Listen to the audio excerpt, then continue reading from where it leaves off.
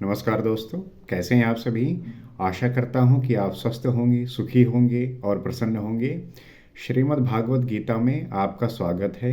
हम यहां समझने का प्रयास करते हैं कि आपके जीवन के जो प्रश्न हैं और जो विभिन्न पहलू हैं उनको किस तरीके से हम श्रीमद् भागवत गीता के माध्यम से जान सकते हैं, समझ सकते हैं और उसका जो प्रश्न है, जो समस्याएं हैं, जो परेशानियां हैं, उसको किस तरीके से हम इसके माध्यम से जान सकते हैं, उसका उत्तर पा सकते हैं। और हर एक प्रश्न का उत्तर अगर आपको मिले तो कहीं ना कहीं आपका जो जीवन है, आपका जो सिस्टम है वो आसान हो जाता है और जीवन को समझने में हमारी जो समझ है, हमारा जो उत्तरदायित्व है वो यही है कि जीवन को हम कितनी आसानी से और ईजी से जी सकें। हर एक व्यक्ति का यही उद्देश्य होता है कि वो इस जीवन को बड़ी आसानी से और शांति प्रिय जिए। लेकिन आपको क्या लगता है कि ये जीवन इतना शांति प्रिय तरीके से बीत सकता है? क्योंकि हर एक व्यक्ति कहीं ना कहीं अपने स्तर पे बेचैन होता है, अपनी उपलब्धियों को लेके, अपनी इच्छाओं को लेके, अपनी कामनाओं को लेके, और वो सदैव इस बात से भ्रमित रहता है कि जो मेरे पास है, या कह लीजिए भय भय भर में रहता है, डर में रहता है कि जो मेरे पास है कहीं वो ये छिन न जाए, कहीं ये ख़त्म ना हो जाए। इसलिए जो है वो प्रयास करता है और ये फाइंड आउट करने की कोशिश करता है कि मेरे अपने होने का जो भाव है वो किस तरीके से प्रदर्शित हो, किस तरीके से हम उसको एग्जीक्यूट करें ताकि हमारा जो जीवन है वो बहुत ही सुखपूर्वक और आनंदित हो। तो हमें अक्सर लगता है कि ये जो समाज है ये जैसा दिख रहा है वैसा है या वैसा नहीं है। हर एक व्यक्ति के मन में बहुत सारे ऐसे प्रश्न होते हैं जो इस बात से डरते हैं या इस बात पे प्रश्न करने से घबराते हैं कि कहीं जो हम देख रहे हैं, ये जिस समाज में जी रहे हैं, जहाँ पे व्यक्ति मुखौटा लगाए हुए आपके सामने खड़ा है, वो व्यक्ति अपने आप को जो प्रदर्शित कर रहा है, जो शो कर रहा है, जो दिखा रहा है, उसके अंदर का जो चेहरा है वो कैसा है। और हर एक व्यक्ति जो है इससे जब जूझता है तब उसका जो बिहेवियर है, जो उसका सरल स्वभाव है, जो उसका ईजीनेस है, वो धीरे धीरे समाप्त होता जाता है और समय के साथ वो विलीन हो जाता है। और उसका एक बाहरी आवरण, एक संसार से निपटने के लिए जो एक वो नया चेहरा बनाता है, वो जो है प्रदर्शित होता है और उसको लेके व्यक्ति जो है कैरी करता है। लेकिन चूंकि वो बनावटी है तो वो फिर अपने स्वभाव में रह नहीं पाता। वो किसी दूसरे जो है नेचर के साथ, बिहेवियर के साथ, एक फेक फेस के साथ वो अपने आप को प्रेजेंट करता है और उसमें हर एक व्यक्ति उसी प्रकार से होते हैं।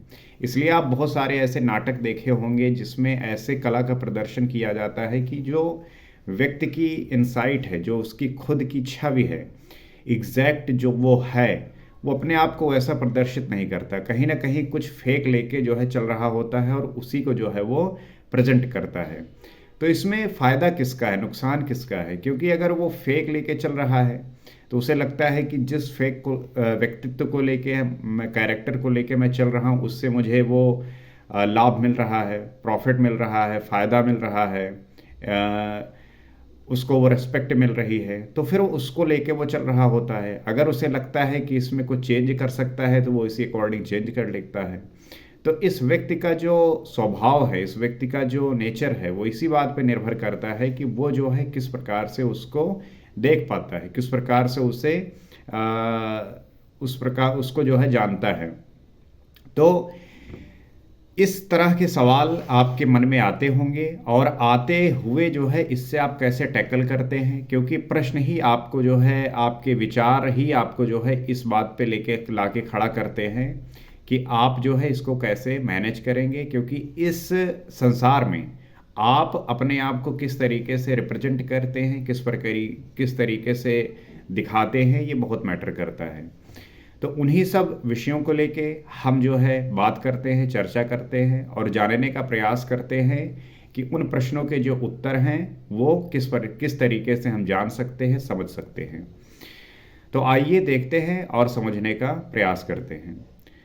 शुभ अशुभ फलरेवम मोक्षसे कर्म बंधने संन्यास योग युक्तात्मा विमुक्तो पाप माम पश्यसि। जैसा कि हमने इस श्लोक में जो है बातों को समझा, उसके बाद जो है हम किस तरीके से हमारे लिए कौन प्रिय है कौन अप्रिय है इस बात को भी समझे, और किस तरीके से हम भजन करते हुए ईश्वर के प्रति अपना जो है किस तरीके से भजन करते हुए उसको हम जान सकते हैं, उसके प्रति जो है अपना ये प्रकट कर सकते हैं। तो हमारा जो विषय है कि हम चीज़ों को समझते हुए, जानते हुए और ईश्वर के प्रति भजन में लगे हुए उसे किस तरीके से प्राप्त करते हैं, ईश्वर को जानते हैं, इस बात पर निर्भर करता है। तो पिछले जिस तरीके से श्लोक में हमने जाना कि भजन करने का अधिकार किसको है, तो इस पर योगेश्वर श्री कृष्ण कहते हैं, अपि चेत सुदराचरो भजते माम नान्य भाग साधुरेव च मंतव्य सम्यग व्यवसितो ही सा। वो कहते हैं, यदि अत्यंत दुराचारी भी अनन्य भाव से अर्थात अन्य ना मेरे सिवाय किसी अन्य वस्तु या देवता को न भजकर केवल मुझे ही निरंतर भजता है, वो साधु ही बनने योग्य है। तो वो ये बात कह रहे हैं कि कोई व्यक्ति, कोई भी अत्यंत दुराचारी हो, अगर वो अनन्य भाव से अर्थात मेरे सिवाय किसी और को जो है न भजकर केवल मुझे ही निरंतर भजता है, वो साधु बनने योग्य है। उसके अंदर वो क्षमता है कि वो बन सकता है साधु और मुझे प्राप्त कर सकता है। अभी वो साधु हुआ नहीं है, किंतु उसके हो जाने में संदेह भी नहीं है। अगर वो करता है, अगर वो प्राप्त करने की कोशिश करता है, अगर वो होना चाहता है, तो उसके हो जाने में संदेह नहीं है, क्योंकि अभी तक लेकिन वो हुआ नहीं है, क्योंकि वो यथार्थ निश्चय से लग गया है। अतः भजन आप भी कर सकते हैं, बशर्ते कि आप मनुष्य हों। तो ये निश्चय हो जाएगा, क्योंकि अब उसने अपना जो मन है उसके प्रति समर्पित किया है। और भजन आप भी कर सकते हैं, क्योंकि आप मनुष्य हैं और मनुष्य ही यथार्थ निश्चय वाला होता है, क्योंकि मनुष्य के अंदर वो क्षमता है जानने की, वो समझने की, वो प्राप्त करने की। इसलिए गीता पापियों का उद्धार करती है और वो पथिक क्षिप्रम भवति धर्मात्मा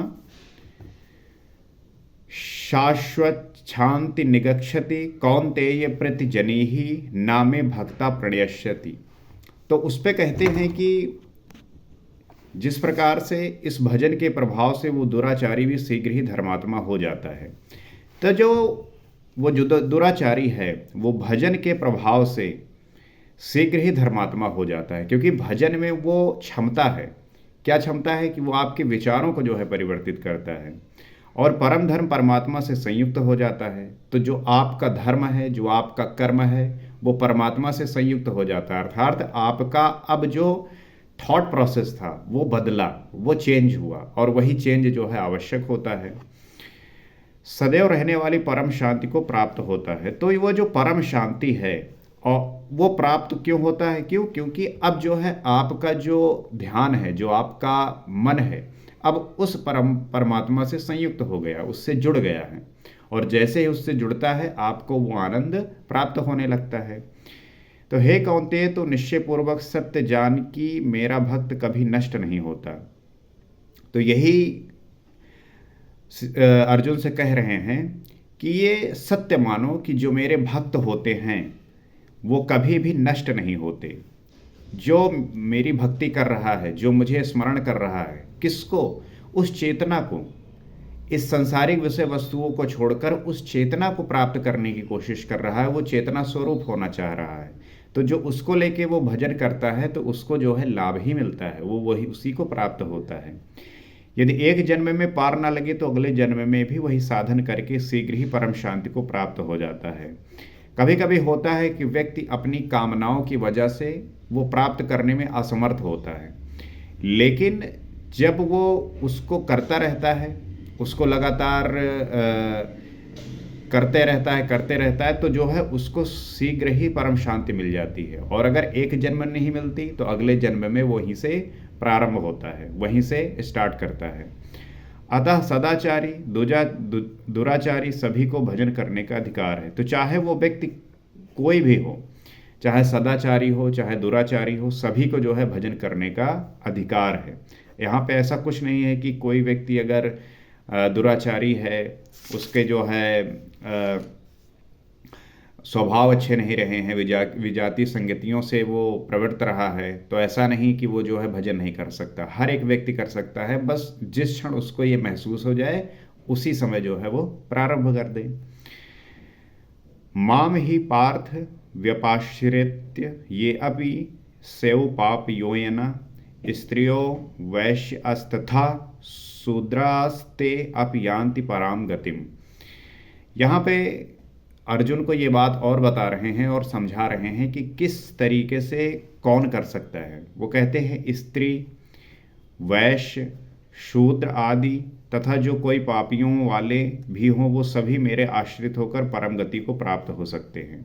कोई भी व्यक्ति हो, किसी भी श्रेणी का हो, किसी भी वर्ग विशेष का हो, कोई भी हो, चाहे स्त्री हो, चाहे वैश्य हो, चाहे शूद्र आदि हो, चाहे पाप योनि में रहे वाले हों, सब मेरे आश्रित होकर परम गति को प्राप्त हो सकते हैं। तो कोई भी व्यक्ति किसी भी स्थिति में है, वो जो है ईश्वर का भजन करते हुए ईश्वर को प्राप्त कर सकता है।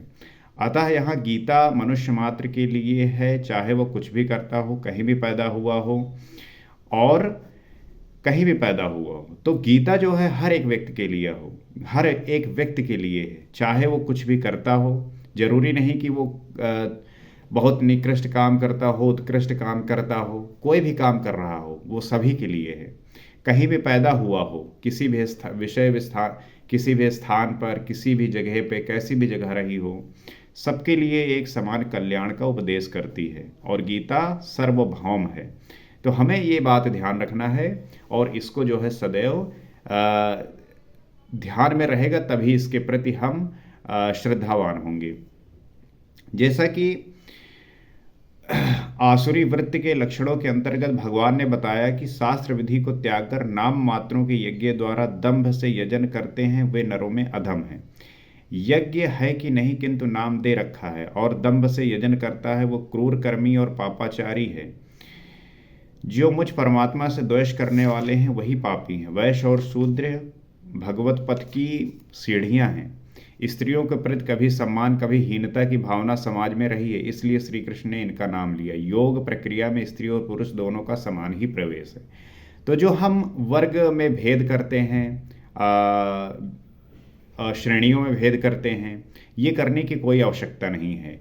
कोई भी व्यक्ति किसी वर्ग विशेष से हो, कोई भी हो, वो जो है भक्ति कर सकता है और ईश्वर को प्राप्त कर सकता है।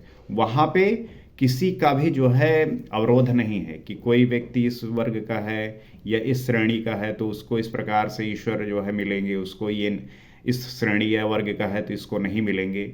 हर किसी के लिए एक समान है। वो उसकी भक्ति, उसका भजन, उसके श्रद्धा पर निर्भर करेगा। जैसी उसकी श्रद्धा होगी, जैसा उसका समर्पण होगा, ईश्वर उसको उसी प्रकार से फलित करेंगे, उसी प्रकार से उसको उसका फल देंगे। तो हमें ये बात जानना आवश्यक है और समझना आवश्यक है कि इसको जो है हल्के में ना लेके इस बात पे सीरियस होके ये डिबेट ख़त्म करनी है, क्योंकि हमारे समाज में ऐसे लोगों के साथ काफ़ी भेदभाव हुआ है। उन्हें जो है नीचे रखने की कोशिश की गई है, इस तरीके से कई तरीके से परेशान किया गया है। उनके खिलाफ जो है कई सारे ऐसे कार्य किए गए हैं जो एक मानवता के खिलाफ हैं। तो हर एक व्यक्ति के लिए वही सेम जो है स्थिति हो सकती है, वही प्राप्त कर सकता है, और रास्ता जो है कोई अलग नहीं है। भजन करते हुए, चिंतन करते हुए, आराधना करते हुए, यज्ञ करते हुए उस ईश्वर को, उस परमात्मा को जान सकते हैं और उसको समझ सकते हैं। तो यही आशा करते हुए, यही जानते हुए कि इस बात को आप समझेंगे और समझने के बाद आपको ये जो है बातें अपने जीवन में लेके आएंगे, स्वभाव में लेके आएंगे, व्यवहार में लेके आएंगे, ताकि हम हर एक चीज़ का सही तरीके से विश्लेषण कर सकें।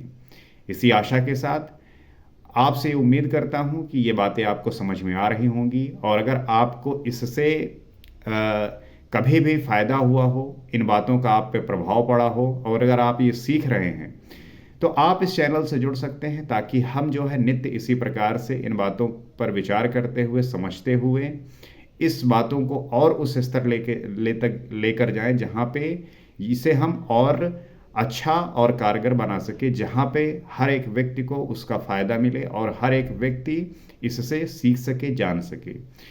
इसी आशा के साथ अगले एपिसोड में आपसे हम आगे बात करेंगे। आज के लिए इतना ही। नमस्कार।